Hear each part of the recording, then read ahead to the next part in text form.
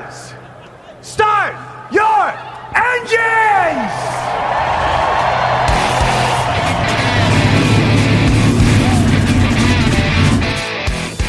Hit the pace car! What for?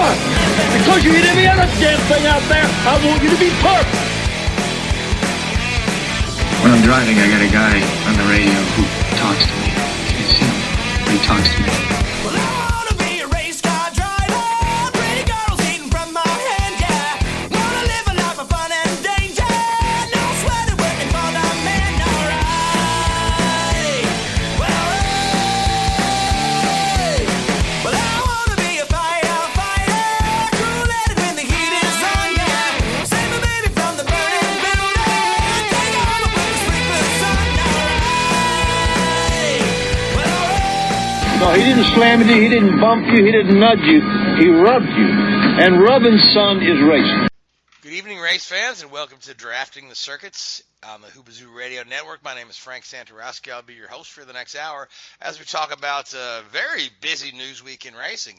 Joining me in the studio, I've got Luis Torres and Richard Youden. Guys, how we doing? Good, thank you. It's been pretty calm, to say the least, in the world of racing news. Yeah, so let's just, I'm just going to drop this list of topics, and then we can just start wherever. But first off, so we did have a couple races this past weekend. Kevin Harvick won the NASCAR race. That's not very surprising. Pierre Gasly won the Formula One race. Well, that's quite surprising, given the fact he was joined on the podium by Carlos Sainz and Lance Stroll in the McLaren and Racing Point cars, and of course Gasly, he drives for AlphaTauri. So no Mercedes, Ferrari, or Red Bull on the podium. So that is quite a bit surprising. Also, in other news, we had the announcement that Auto Club Speedway is going to totally revamp their 2-mile oval and cut it down to, I guess in this year of COVID, we're talking about 25%.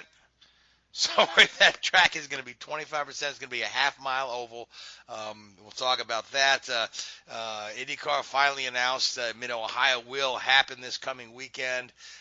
One race will be on NBCSN. The other race will be on NBC proper at 1 p.m. on Sunday, going up against the NFL, the dreaded NFL that IndyCar does not like to go up against. There are going to be 6,000 fans per race in attendance, so that's good news. In other news, Sergio Perez had a big announcement today that he will not be returning with Racing Point. And then that other little story out there about 7-time NASCAR champion Jimmie Johnson has got an agreement.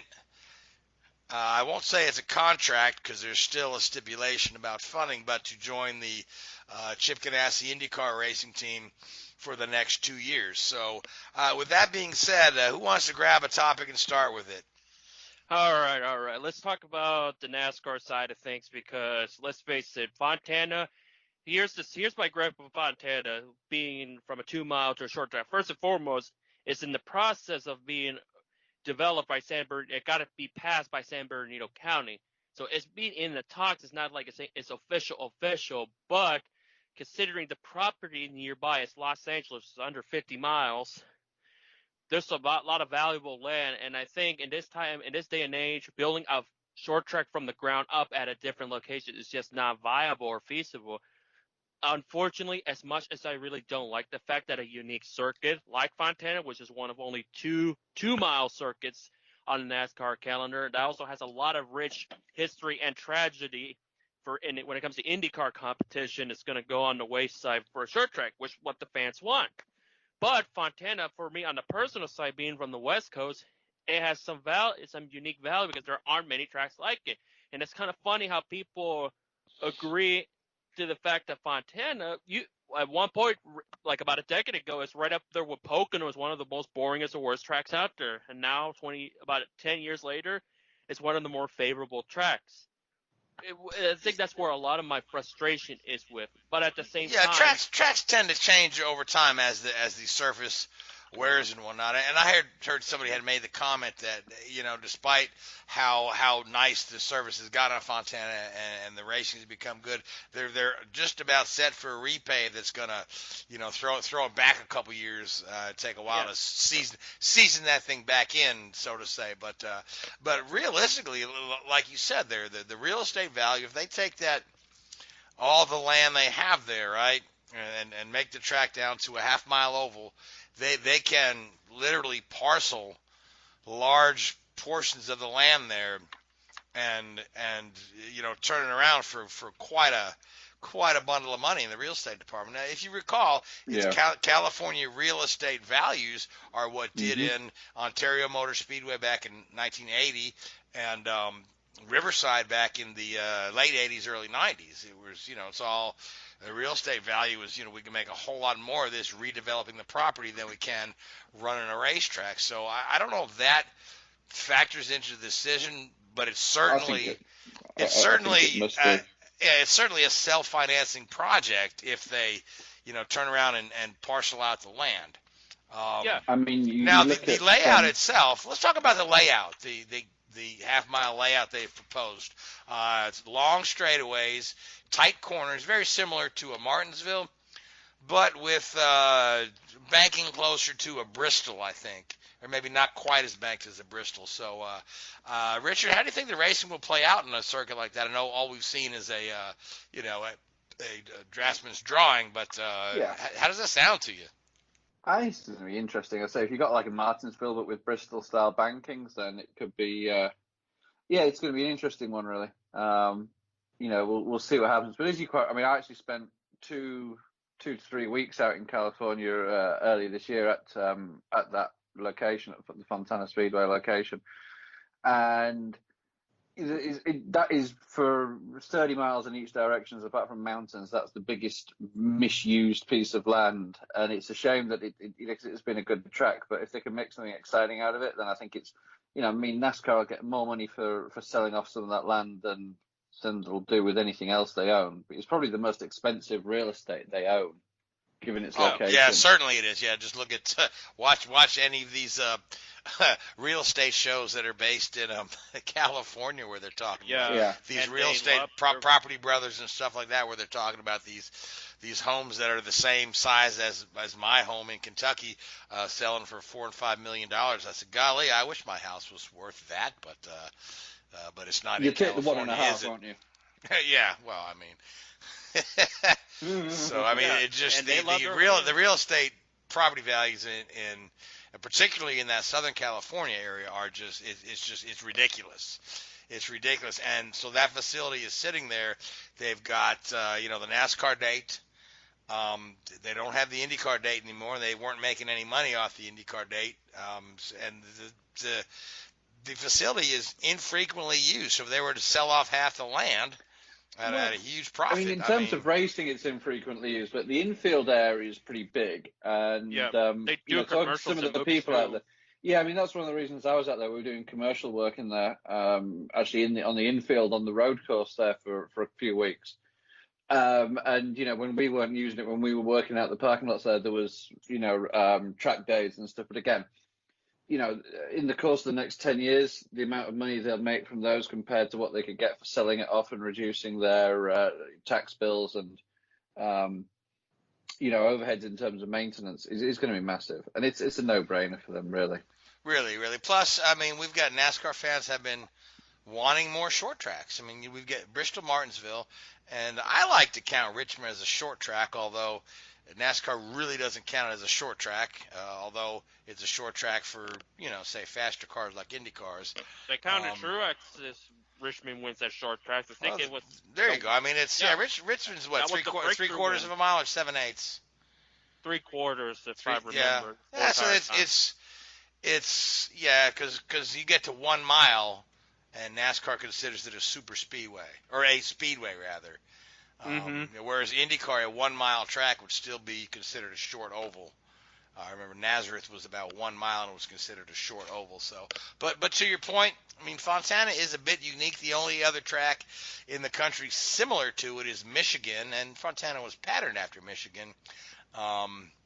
So But yeah, they so race that's a completely different. huh? They race completely different. That's what makes those two tracks different and unique. For Well, stock certainly, car certainly, racing, Atlanta's but up- but the IndyCars are basic different profile animals. is very similar. Atlanta's up there in terms of the surface and the wear on the surface, isn't it? Yes, yes, You know, but it's I was reducing that sort of. 1997. right. Yeah, but I was talking more about the actual the layout, the physical Yeah, for sure. shape and length of the track is similar to Michigan. Absolutely. So, but anyway, so that'll be gone by the wayside, provided everything is approved, signed, stamped, sealed. Then we'll begin a new chapter in Auto Club Speedway history as a short track. So, and that'll be fun to watch, but sad at the same time to see the old track go away. But at least they're not just razing the whole thing to the ground and being done with it. So, like we've seen so many other West Coast tracks meet that fate. So, but let's move on, because again we have a lot of topics to discuss. Richard, grab one of those topics and let's talk a bit. You want to talk about your friend Pierre Gasly?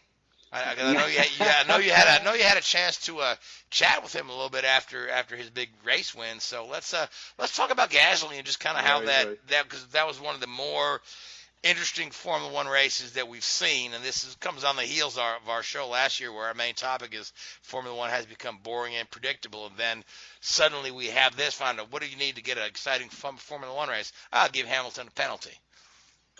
Yeah, I mean, and it was deserved. It was justified. I mean, they made a mistake, the team and the driver made a mistake there. The information has been out online. The information pack that the FIA sends out to all the teams clearly showed where the warning boards were to state that the pit lane was closed. Slightly different from normal. Normally they have a set of lights on the entries to the pit lane, but because it's like a blind entry, they had it on the outside of the parabolica, and because it was such a blind entry, that was one of the reasons that they,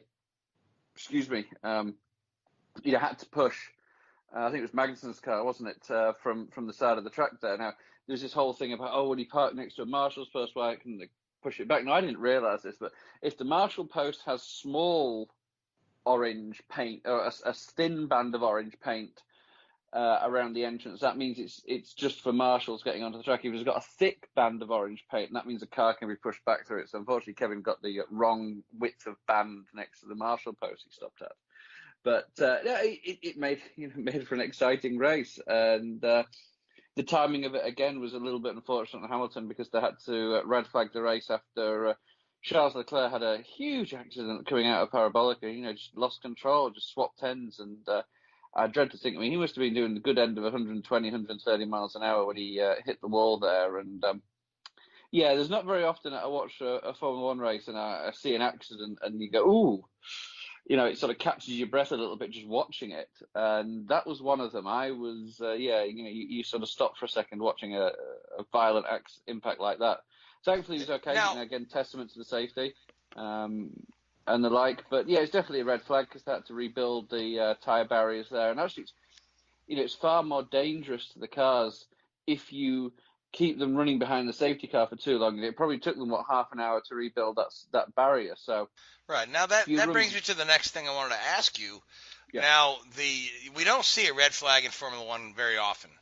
Nope. It's not a common occurrence, and I was surprised that they lined up again for another standing start. I didn't realize that was the protocol in Formula One. Yeah. As it seemed to me like if you. The cars are vastly different these days, but if you would recall back in the 60s and 70s, that they would literally use 25% of the clutch on that standing start. Now, of course, now it's all launch control and those sort of things there, so that the two standing starts in one race would never fly. Then there'd be no car left, no transmission left in the car. But I thought it was very interesting, and it made for a pretty exciting day to see two starts in the same race. Yeah, no, it did, and I think I'm trying to remember going back. The previous races that have been red flagged, there hasn't been many in the last 10 or 20 years, and I think the reason they've done that is you go back to '94 at Suzuka when the red flagged the race due to the rain, and what they did there was they split. They had two races and then combined aggregate time. Yeah. So That was you a know, hot David Yes, Hill yeah, that made and it. Yeah, that made it very, very hard to follow. Yeah, so I think at that point they said, there must be a better way of doing this. And I think it's good they do the standing start. I really do. I think it, you know, the restarts in Formula One behind the safety car, and we've talked about this before. I'd love to see them have a restart zone like you have in NASCAR, because at the moment there's very little passing on a restart in Formula One, really. And I guess they do it in a way, really, because unlike NASCAR, they're not using a safety car to make for an entertainment value. They're doing it for a safety value. You know, NASCAR loves you know, 5 laps to go, you know, let's throw a caution out, and you know, Formula One tries to avoid doing that. So You know, NASCAR likes to or bunch even the field. IndyCar, they If don't somebody wanna do has too much of a lead, let's bunch the field. exactly, You know, spice up you the know, show. Danica's about, or Dale Jr. or Danica's about to go a lap down, let's throw a caution. Oh, sorry. Let's fix that. Or Yeah. even back in the day, Jeff Gordon has like a 3-second lead. Let's throw a yellow at random. Because I remember in his book, he was telling they had like some sort of device indicated to slow down because he's pulling away. Because I think the higher ups in NASCAR realize he's stinking up the joint with his dominance. Well, I mean, I talked about this in the past. We, you know, when you're doing race strategy analysis, there was there was a parameter built into our strategy tool that when Danica or Dale Jr. was a lucky dog, the probability of a debris caution was far higher. Amazing. Statistically, it wasn't you know, it was a statistical anomaly. Easy for some to say. And yeah, so we built that into, you know, we analysed like 2 or 3 years worth of race data, and the chances of that happening were far higher when those drivers were in those positions. So we actually ended up building that into our race strategy tool. But yeah, another story. Another story. Yeah. It was good, and it you know, obviously if Hamilton hadn't had that penalty, he would have driven off into the distance, and you know, it would have been a boring race. The big story going into the race, though, was this ban on what they call party mode for qualifying. So the rule is now that between qualifying and the race, the cars are in what they call part ferme, so the teams can't do any work on the car, or very, very minimal. So the ruling is that between the start of the qualifying and the end of the race, the driver cannot adjust his engine map, which, you know, that can adjust fuel consumption, that can change power bands and the like. So, you know, Mercedes have said, well, this isn't really going to cause us an issue. Everybody's saying, oh, this is going to knock Mercedes. Actually, it turned out it probably knocked, in qualifying in the first phase of the race, it probably knocked Honda more than anybody. And the other thing you saw was that when Valtteri didn't make a great start and dropped back to about 5th, I think it was, he wasn't able to push through the pack because his engine mode was set at whatever level they'd predetermined. So there was no ability for him to, you know, in previous races, he'd be like, okay, well, I'm just going to turn my engine up for 3 or 4 laps, get past, you know, the racing points and, you know, the McLarens and the Renaults or whatever it was, and then just, you know, follow Lewis for the rest of the race. He wasn't able to do that. So that was probably the most telling thing. And I think another thing we're going to see going into, and I think we lost that opportunity this weekend, but with the engine maps, the drivers are going to be having to conserve fuel themselves.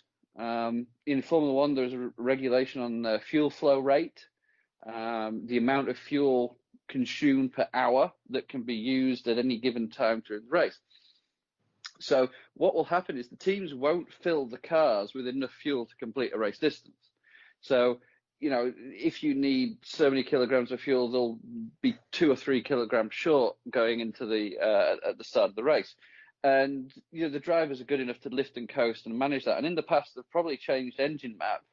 And the engine, you know, that map just starves the engine with a little bit of fuel and docks their power a little bit. But the teams have done all the calculations to say, okay, you know, you run this engine mode for 20% of the laps, and you run this engine mode for 40% of the laps, and you run this engine mode for another 40% of the laps, apart from, you know, having to overtake somebody.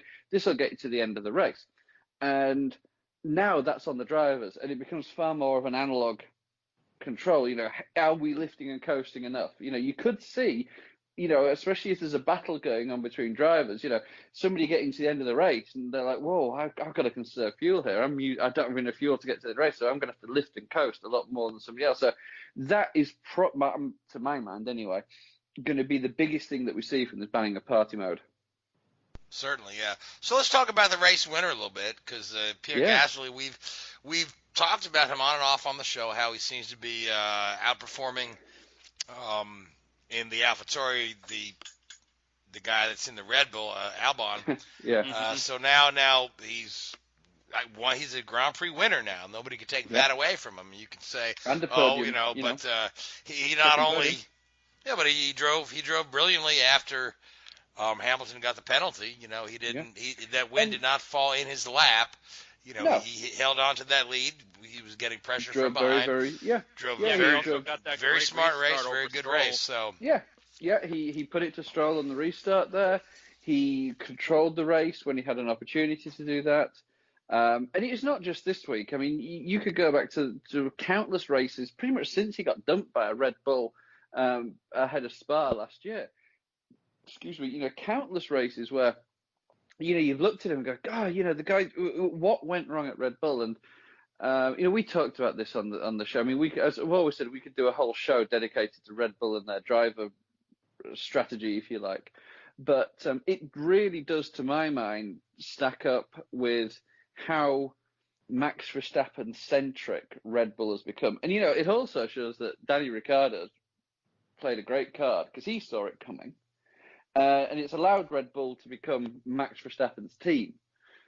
And, it's a shame in a way because they're obviously a good team and they're potentially putting unfair demands on these kids that are coming in to try and compete with them. Yeah. But I think that, you could not ask any more from Gasly. He has been head and shoulders, to my mind, he's going to be, unless something drastic happens between now and the end of the season, he's my driver of the year. Certainly. So let me just throw this out, okay? While we're, because there are, he said publicly, I think I'm ready for that Red Bull seat again. And then I read a number of comments that general feeling is that he's better off being the number one on AlphaTauri than playing second fiddle to Max and getting the leftovers. Because AlphaTauri they have been constantly improving as a team. They're not running up front. They're but other than this past weekend, they don't have that stigma anymore as like the junior Red Bull team. They're kind of like building themselves as their own type of thing. For sure, they can fight with the McLarens and the Renaults on some days. And I think going forward, I think having Gasly around, staying around, could build the team wonders. Because right now, like we talked about multiple times in the past, probably this whole entire F1 season, that if there's going to be somebody that's going to make Red Bull a constructor championship contender, that driver better be content as the number 2 driver and accept the role as the number 2 driver. Mm-hmm. Oh, and I think Gasly's, as you say, he's definitely shown that he's more than that. But you look at what opportunities are going to be coming up in the next 2 or 3 years, and Mercedes aren't going to have the opportunity. Red Bull aren't going to have the opportunity. Ferrari won't. Renault, you've got 2 years of Alonso. I haven't been convinced by Ocon. To tell you the truth, I've been a little bit disappointed with him this year. He has that arrogance about him a little bit, and I think something hasn't quite fit there with him. He hasn't delivered like some people. I've been disappointed from Racing with him. Point. All the decent seats are full. McLaren's going to be loaded up with Ricciardo and Lando Norris. So Alonso beat Renault, right? Yeah. So do you look at do you then take a bit of a punt on one of the lower teams? Maybe try and get on board at a Williams or get on board at a Haas or something like that, and try and segregate yourself from the young driver scheme. And certainly, again, we've talked about this. If you're a talented, go-kart, a kid at 12, 13, 14 years old coming through, and you have all the big F1 teams courting you, that Red Bull package probably isn't a particularly attractive one. The Ferrari one's pretty stocked up for the next few years. So, probably the Mercedes and the Renault, or maybe even the McLaren setup are reasonable, probably the way to go right now. But Red Bull Junior program. Yeah, look at Lewis Hamilton came up through the McLaren system. Yeah. And he's done pretty good career-wise. He hasn't been too bad, has he? And look at, I think like right now Russell is part of the Mercedes program, and we know he eventually will get up there. It's just a matter of can he score points before he ultimately moves up there? Because time will tell, but right now it looks like he might be Bottas' successor in the future. I think that's going to be the natural progression. I know he had a 3-year contract at Williams, or he had 2 with an option for a third, and they've activated the third. So, I've been very impressed with Russell again. I think, another unsung hero in many ways for his performance, especially in qualifying. I mean, through a year and a half, he has not been out qualified by a teammate yet. That's, you can, question the quality of his teammates, but still the consistency levels there, and putting that Williams during qualifying into positions that he probably didn't necessarily deserve to be in have been outstanding, and probably, could do with a little bit more race pace, a bit more race craft. That may be down more to the nature of the car in terms of the concept of how efficient it is at following other cars. I think there's a lot of young talent out there, and Gasly's probably head of that pack, and Certainly, needs an opportunity. Now, you mentioned Williams, and that's the other big news story. Williams is now sold. One of the news stories. Yeah. one of the many big news stories. So Williams has been sold, but Right, now after this past weekend Grand Prix, that we will not have the involvement of Frank Williams or Claire Williams. So the team will, in a sense, be Williams in name only. Much the same as Lotus continue on after Colin Chapman had passed on, and then the rest of his McLaren as well. And McLaren as well, certainly. So, so what do you think about that? Now we've got an interim team director right now. Yeah. He used to be the head of operations at McLaren. He's an experienced guy. Somebody who'll come in and won't rock the boat too much. You imagine that the new owners and the new board are looking for a big name to come in. And Williams will be a little bit. I think in the past they've got a little bit scared off with what happened with Paddy Lowe there. I mean, that didn't really work out for them. So I think these guys are probably going to go and make a little bit more of a bolder step to go out there and maybe bring somebody in, a big name from one of the other teams.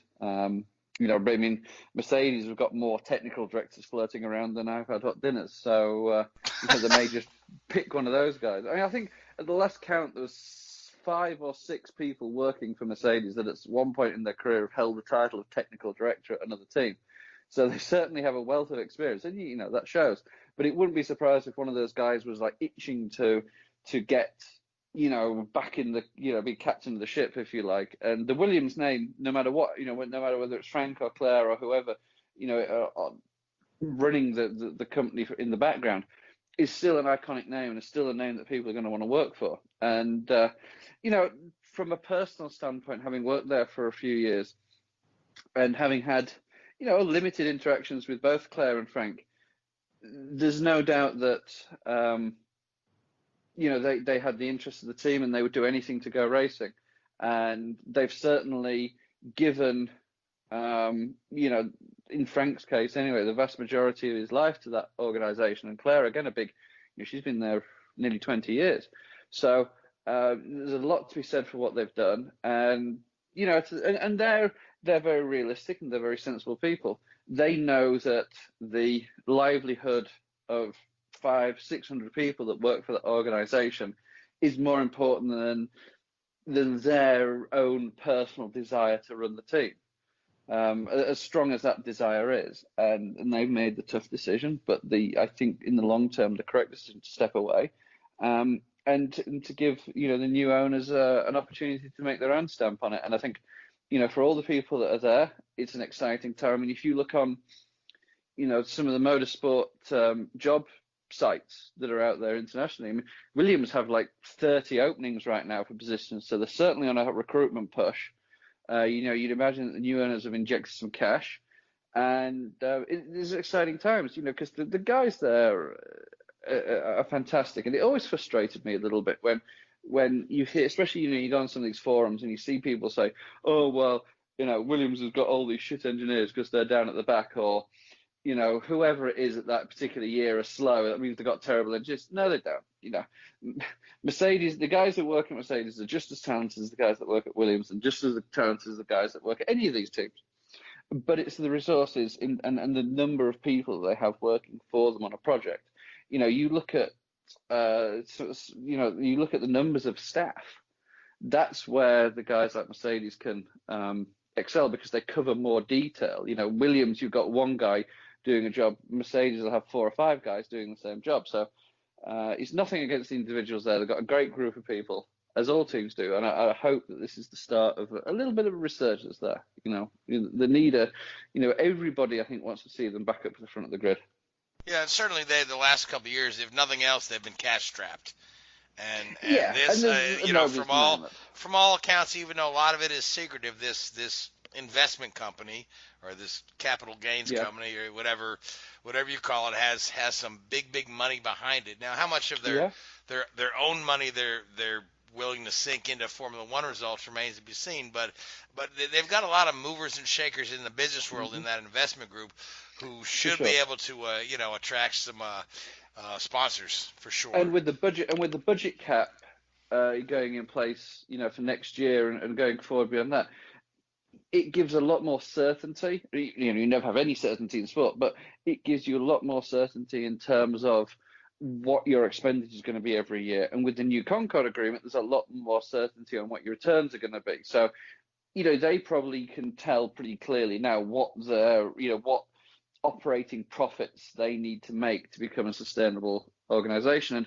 And credit has to go to the likes of Liberty and Ross Brawn and those guys for introducing this budget cap and making it a viable alternative, because I can't think of any team that was bought out by a financial group in the last 20 years. Obviously teams have been bought out by other manufacturers and other engine suppliers, but in terms of a financial group, people who are really money people who, are bean counters, they want to make a profit.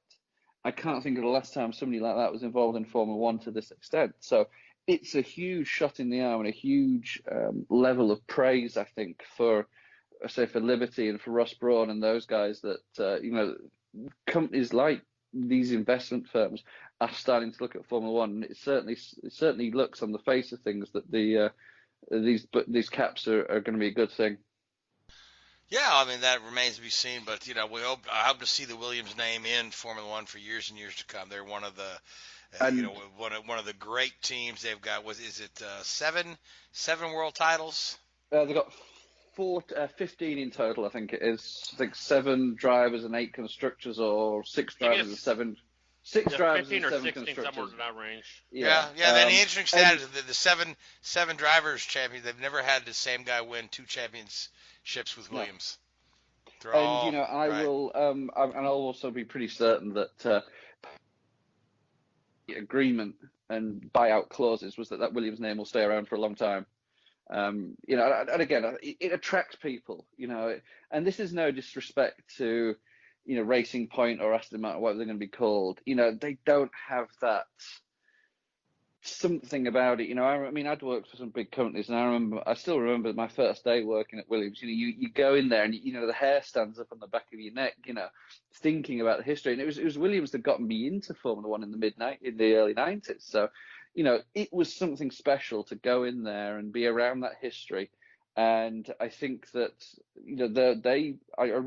Claire and Frank would not sell this team to somebody or a group that would not honour that history and maintain it and move forward. So, I think they're in a good position there. All right, so let's move on to another topic. Let me look at the list again. As long as we're talking about Formula One, let's talk about Sergio Perez, who made an announcement today that he will not be returning with Racing Point. That, of course, has everybody rumoring that is where Sebastian Vettel will land next year.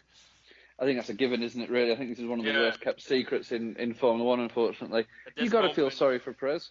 He hasn't done much wrong. And in all fairness, it was because of him taking Force India to court that actually pushed the team into this position and enabled Racing Point to exist. If he hadn't taken them to court for, I think it was unpaid salary or something along those lines, they'd never gone into administration and they'd never been bought out. And in this way.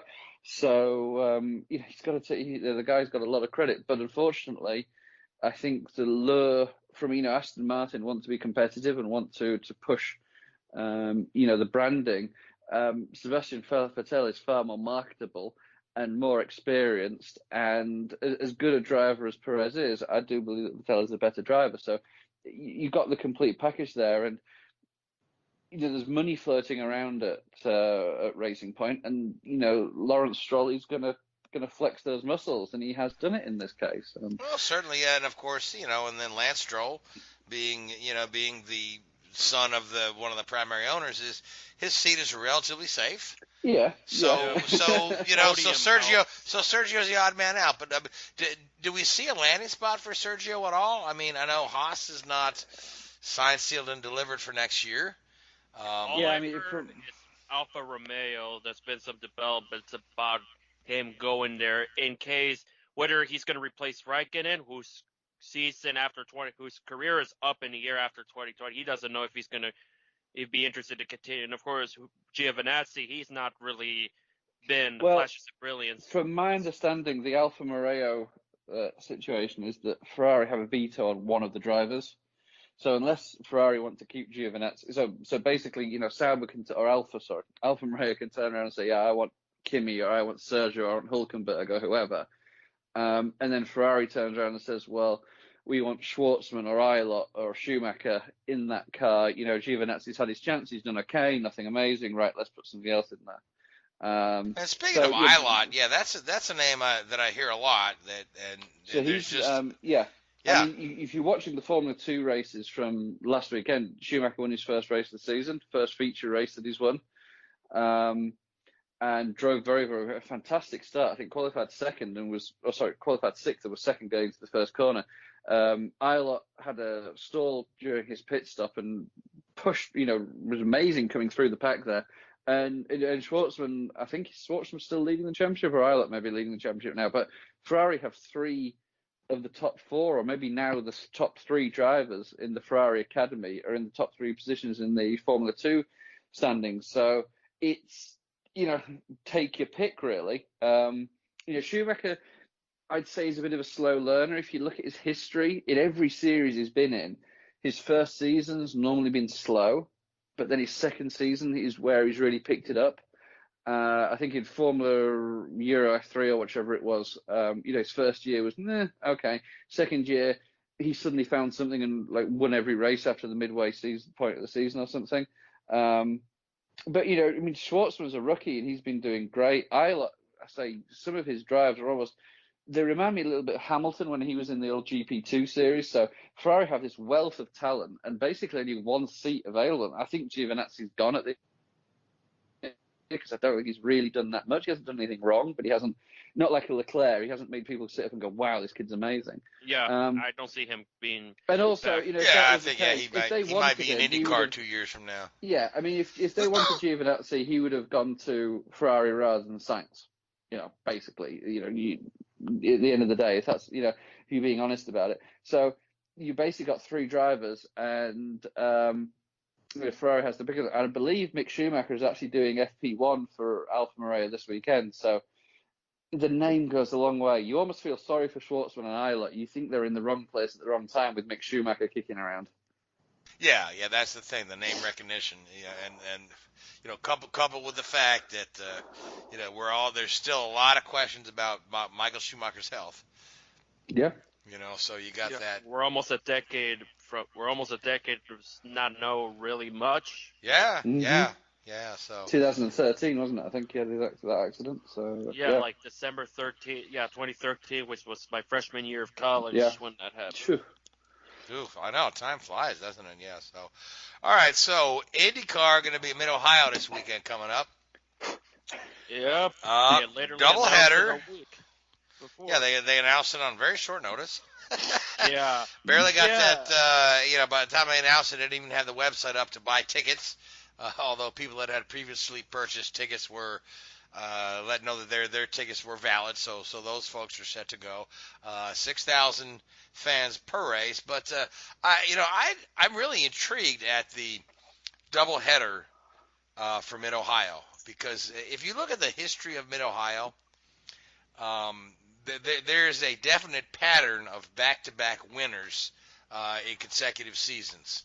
Because you're talking Bobby Rahal, 85-86, Michael Andretti, 90-91, Emerson Fittipaldi, 92-93, Al Unser Jr., 94-95, Zanardi, 96-97, Castro Neves, 2000-2001, Scott Dixon, 2011-2012. Now, we haven't had a repeat winner since Dixon in 2012, although Dixon's won several times, just not back-to-back. So, but it just goes to show me that if you nail a setup on this track, you're good to go for a while. So you got to take a really good look at the guy that won this last year, which is a certain Scott Dixon, and the guy that gave him fits and nearly won the race, which would be his teammate Felix Rosenqvist.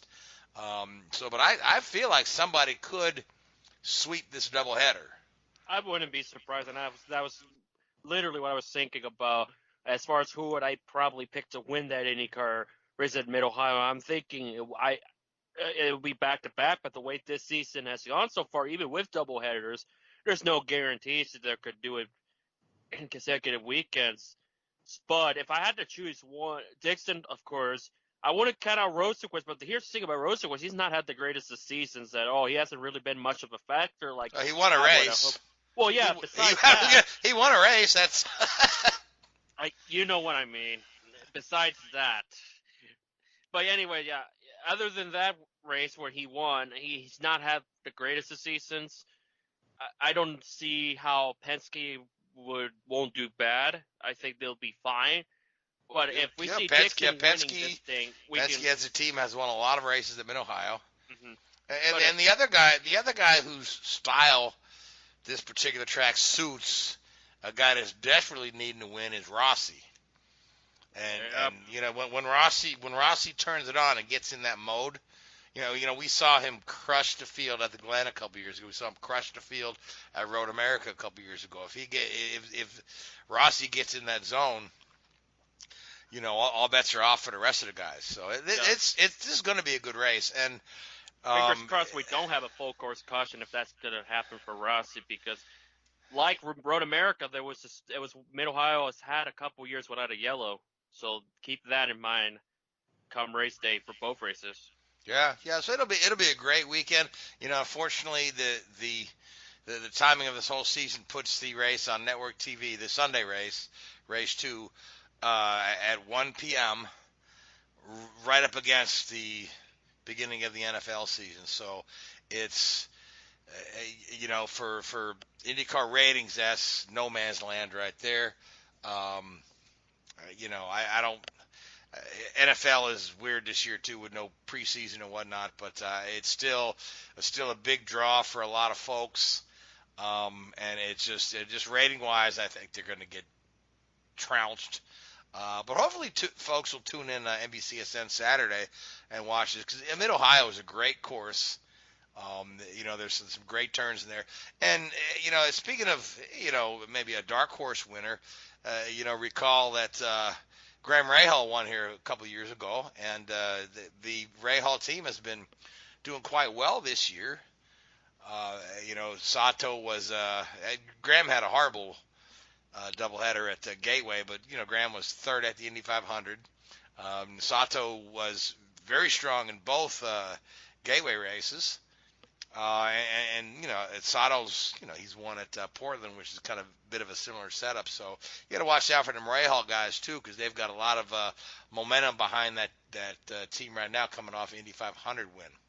Absolutely, I would not count the Rahal guys out of this equation. It's just a matter of Santoroski's falling under lap. It looks like it's been pit stops all season for them. Sato's strategy has bit him a couple times. You recall Rahal at Road America, that bit him well. So they just got to master those pit stops, and the strategy kind of falls on their lap. If it does, there's no looking back. If it doesn't, then it's going to be the same song and dance that's kind of been the detriment to their seasons as far as being true legitimate contenders for a top 5 campaign. Sato is there in the top 5, but Rahal not much. Yeah, but Ray Hall loves Mid-Ohio. That's his hometown track. He's won there before, and I feel like I'm not a huge Graham Rahal fan. I'll be honest, but I feel like he's in a really good mind space this year. I think he seems to be, he's had some troubles this year, but he seems to be driving really smart and it reminds me of Graham Rahal from. What was it, 2015, where he had a nice run and won 3 races and was contending for the title up till the last race. Mm-hmm. So I just feel like Graham's in a good place, gets along well with his engineers. I think they've got some really solid engineers over there at Rahal.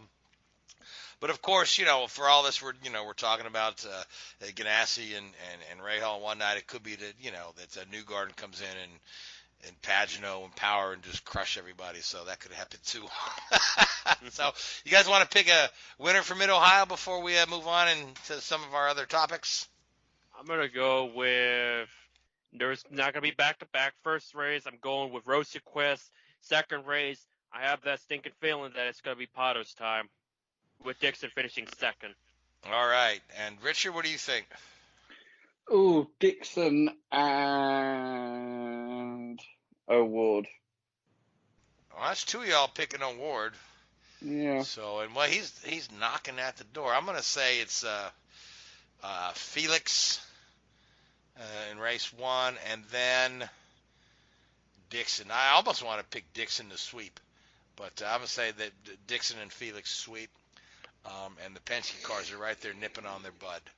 So, all right, that being said, what other topics do we have on this list here? Speaking of Chip Ganassi. Speaking of Chip Ganassi and IndyCar road courses, yes, let's talk about Jimmie Johnson. He's had his test at the Indianapolis Motor Speedway after his test was delayed a couple times due to COVID-19. Really enjoyed being in the IndyCar. He hopped in on some of the IndyCar iRacing. Now he's going to make his next career move will be in IndyCars on a part-time basis, mostly road courses, I hear. He's still going to have some open weekends for occasional NASCAR appearances, but it's going to be with Chip Ganassi. And at this point, it looks like it's going to be a 4th Ganassi car. Yeah, I'd imagine. Is that what you're hearing, Louise? I would not be awfully surprised, but the question is, because they're going to have Johnson do, if they find sponsorship first and foremost, of course, road and street courses, are they willing to put somebody to do the ovals to keep that car fully active the whole season? Because we're talking about what, like 70-80% of the IndyCar calendar being road and street courses. And so are they willing to do something like with Ed Carpenter, where you have a road course specialist and then you have an oval specialist to keep that thing going? Because right now, I guess that honestly that depends on how much funding they find. Yeah. Because right now they have an agreement in principle. It's not a contract yet, but it's an agreement in principle. Should funding be available, right? Yeah, Should they find the funding? And I feel like Jimmy's a pretty recognizable name. Yeah. Somebody will not mind slapping their name on that car because he's going to draw some eyeballs to that car as he tries the next phase in his career. So and remember, surely Jimmy could actually just fund it himself. Probably, but remember, didn't he pay his testing out of his test session at Indy out of his own pocket, if I recall? No. Okay, I heard somebody said that. And somebody said that. That's no Chip. Of course, it's not Chip. No, Chip. I think Chip Ganassi footed the bill for it. Okay, then it was somebody else. Then all right, just kind of explains a little bit. But anyway, they just had the 3rd car this year. They expanded to a 3-car team to add Ericsson into the fold, and who knows about his contract status and the sponsorship. I imagine Dixon and Rosicus will stay put, but it's a matter of Rosicus. Yeah, and I think Marcus they have money for a 4th. Yeah, I think Marcus is on a 2-year though. I think Marcus is safe. I correct me if I'm wrong. I think Marcus is on a 2-year deal, and so if they add a 4th car, it won't be because Ganassi ran 4 cars for a while. Yeah, that was not successfully. Kimball, right? Kimball was the 3rd car. Yeah, and they had a 4th for Sage Karam. Oh yeah, right. For a full Karam season, or most of a season. Dixon, Kanan. Kimball and Karam. Right, and then they had Ryan Briscoe in the fourth car for a bit. Yeah, it was like I think it was usually the 8 car that was the 4 car or whatnot. Yeah, the 8. Yeah, number 8 was the fourth car. Yeah, and of course Charlie Kimball ran number 83. Yeah. So, but yeah, we'll have to see how all that pans out. But it's Jimmy's really excited about it. Public opinion is split. Some folks are like, what the hell is this all about? And other folks are, Jimmy's going to be good for the sport. Some folks saying Jimmy's going to get crushed. But honestly, my feeling on that is that Jimmy will do okay. I think somebody pointed out that well. He's been very committed and like he's fully wants to be invested in it. Where result transition to success, time will tell. Some people are saying that maybe he'll be more committed than Alonso, because some people are dropping Alonso. But keep in mind, Alonso runs multiple things. He's not interested right now or focused on running a whole IndyCar program, just the 500. That's something that people need to consider. Right. And then the other thing I want to throw out there, and these are comments from Dario Franchitti, who would probably know something about the subject, but and these sentiments are also echoed by a guy named Kurt Busch, who also knows a little bit on the subject, that the transition from driving NASCAR to moving to IndyCars is inherently easier than the transitioning from IndyCar to NASCAR, and that is because the IndyCar is more responsive, it has better brakes, and the limit is a lot farther ahead than in a NASCAR machine. And so an IndyCar guy gets into NASCAR, and they tend to overdrive the thing. Yeah, like even Montoya took him a while. He's driven like IndyCars, Formula Ones. That's another guy that made the transition. And then when he came back to open wheels, it looked like he has to skip in a beat at all. He could have exactly because the limits of the car are way beyond what the limit is of a NASCAR chassis. So you tend to overdrive the car, and this is spelled out in the movie Days of Thunder. No, I'm telling you, when he says, true. Yeah, sure, can he drive? Yeah, he can drive past the limits of the car, past the limits of the tire, past the limits of the engine. If the boy would do what I say, we hardly never win a race. So, that being said, I think Jimmy's gonna. I don't know if he'll jump in there and win a bunch of races, but I don't think he's going to be embarrassed. I honestly don't. And if you just look at the fine showing Kurt Busch put on when he ran the Indy 500 a couple years ago, you can see that these guys are pretty skilled. So, and I don't think that Jimmy's going to get crushed or embarrassed is going to happen. I don't think he's going to set the world on fire. But I don't think he's going to be terrible.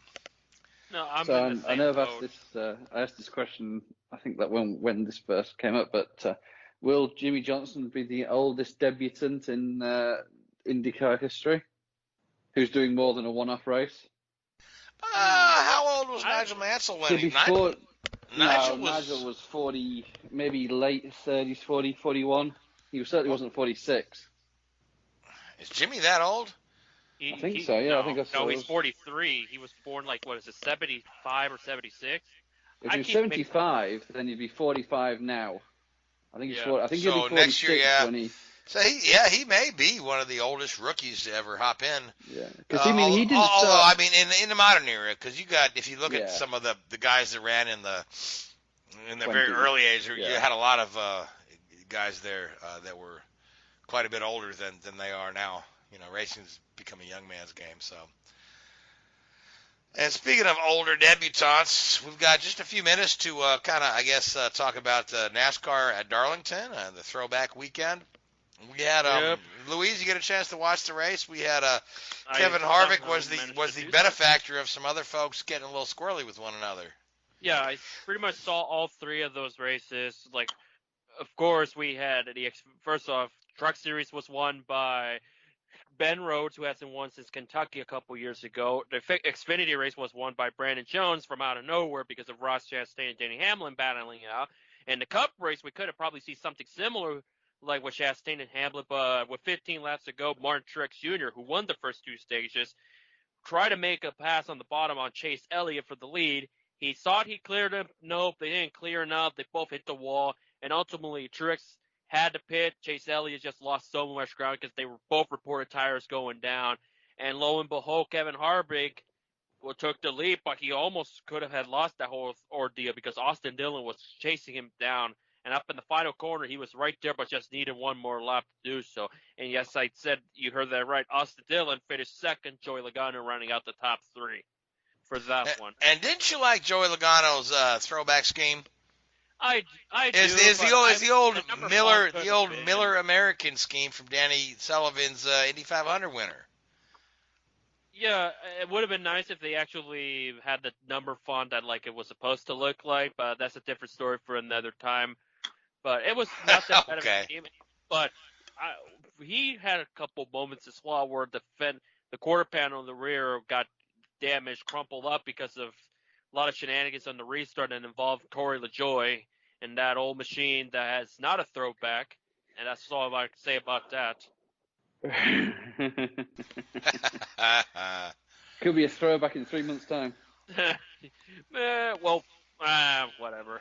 Anyways, LaJoie just didn't go, and he ran into Logano, but Logano held his own. He did just fine. But yeah, Kevin Harvick, another win, 8th of the season. He's getting a step closer, trying to become the first driver to get.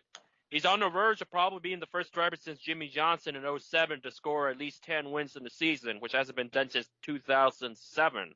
Right, and the record is 13 in the modern era, Jeff Gordon. Yep. In 13. like 97 or 98. 98. Yeah, so, I mean, Harvick's, and Hamlin's on pace, too. He's right behind Harvick, so. And Harvick's wins surpassed Kyle Busch for, 9th on the all-time win list with now 57. Kyle Busch has 56. It started to sound like Jeff Gordon and Rusty Wallace for a period of time, how they swapped spots before Gordon ultimately pulled away in the record book. I don't know if we can say the same thing about Harvick or Kyle Busch just yet.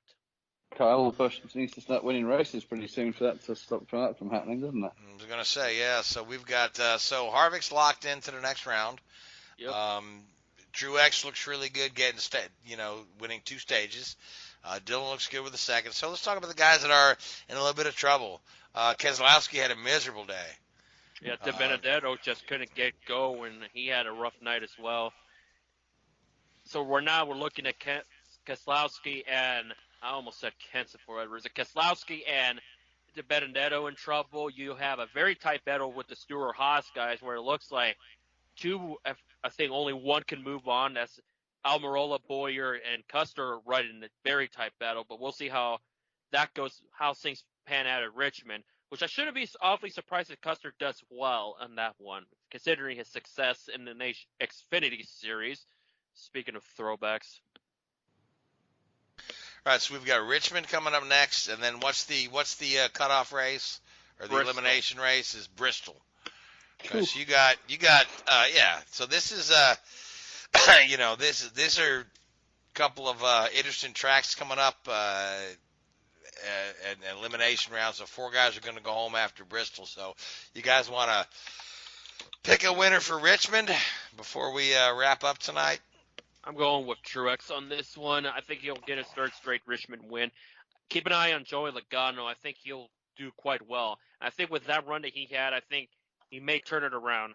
He may not set the world on fire like he did in 2018, but to start off this playoff chase, I think he'll be on a roll. All right, and Richard, your thoughts on going into Richmond? Yeah, Chase Elliott. Yeah, Chase was strong in Darlington as well, and he seemed to be strong in a lot of places. I want to say that Kyle Busch actually grabs a win here. The dude is way overdue. I almost feel like it's a safe bet. You know what I mean? That Kyle's going to win one in the playoffs. I mean, if he doesn't, he doesn't. The other guy I'm thinking is Denny Hamlin. I still think, despite how good Harvick has been, for me anyway, Hamlin is my championship favorite this year. I mean, whether or not he pulls it off, I don't know. He's come close before. He's probably the best driver not to have won a championship since Mark Martin. Just for historical context, I would say that, if you look at Hamlin's results in the different tracks he's won and the major races he's won, for him to not have a championship is like a glaring omission on his resume. I'm sure him and Elio Castroneves sit and have a drink every now and again and lament that. So, yeah. Doesn't Denny have 3 Daytona 500 wins, or is it just 2? Yeah, 3. It's 3. Yeah. So, like I say, him and Elio, three wins in a big race, no championships. So. Yeah, it'd be nice to see him get one, wouldn't it? It would, yeah. So, I mean, I'm not a huge Denny Hamlin fan, but I just feel like this is his year, and I've kind of felt that all year long, even through the shutdowns and the COVIDs. I think that he's driving really well this year. He's got stiff competition for sure, from Harvick, Truex, and guys like that. But I'm, like I say, I'm not sentimental at all towards Hamlin. But I just think his time has come. So, and speaking of it, time has come. Our time has come to end the show. So we got about 10 seconds left. So anybody have one final 10-second thought they want to throw out there before I sign off? Announce your races 2 weeks in advance, not a week before. Okay. All right. That's a good one. Anyway, so we are out of time, so I want to thank you, Louise, for that final thought. Richard, I want to thank you for all your insights. I want to thank the Hoobazoo Radio Network. I want to thank iHeartRadio, Spreaker, and Google Podcasts. And I want to especially thank all you folks that listen to us. Until next week, good night. WHOOBAZOO, that's Hoobazoo.com. Enter website, enter website, enter website, enter website.